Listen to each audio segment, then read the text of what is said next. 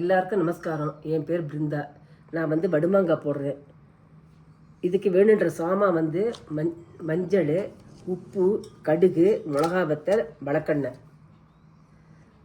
இது எல்லாம் மிக்சியில் போட்டு ராத்திரியே ஊற வச்சுட்டேன். ஊற வச்சு இப்போ போட்டு அரைச்சி போட போகிறேன். கொஞ்சம்தான் இருக்கிறதால மிக்சியில் மசியில் போடுறதில்ல. போட்டு இது போட்டு கலக்க போகிறேன்.